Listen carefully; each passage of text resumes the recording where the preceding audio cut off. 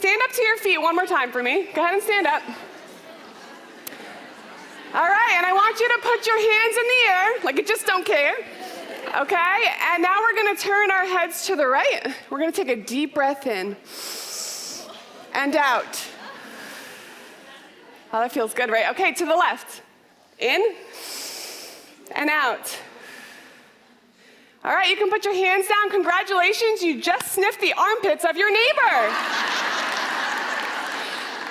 Now that's the bad news, but the good news is that a study has proven that if you sniff the armpits of a happy person, their positive pheromones rub off on you.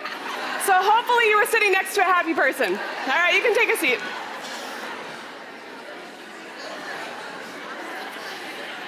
So in case anyone is wondering what that has to do with my talk this afternoon, absolutely nothing, so don't get nervous.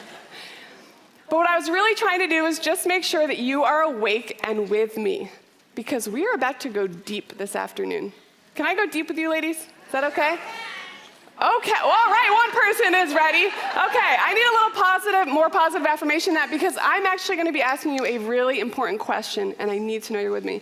So I'm gonna ask, are you ready? And I need you to verbally give me back, I am ready, okay? All right, here we go. Are you ready? Wow, okay. I thought I was gonna have to do that a few times. That was impressive. All right, I'll take that. Here we go. Here is the question. Why are you here?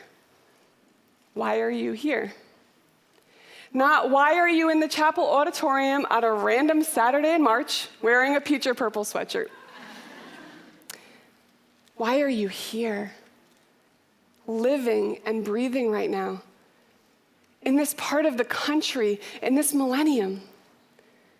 See, this is one of the most important questions that you will ever answer.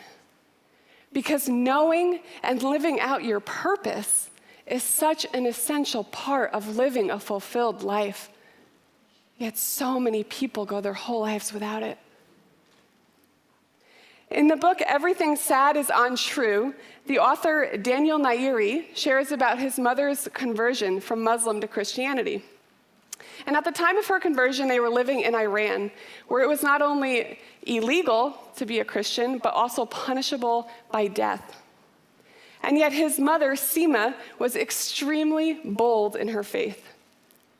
In fact, Daniel shares about one incident where a note was left on the windshield of her car that said, "Remove the tiny cross hanging in your windshield, or you will be killed." And so Seema obliged. She took down the tiny cross, and she replaced it with a cross so big that it covered half her windshield. And Daniel goes on to say this: "Why should anybody live with their head down? Besides, the only way to stop believing something is to deny it yourself, to hide it, to act as if it hasn't changed your life. Another way to say it is everybody's dying and going to die of something. And if you're not spending your life on the stuff you believe, then what are you even doing? What is the point of the whole thing?" It's a tough question because most people haven't picked anything worthwhile. Have you picked something worthwhile? Seema certainly had.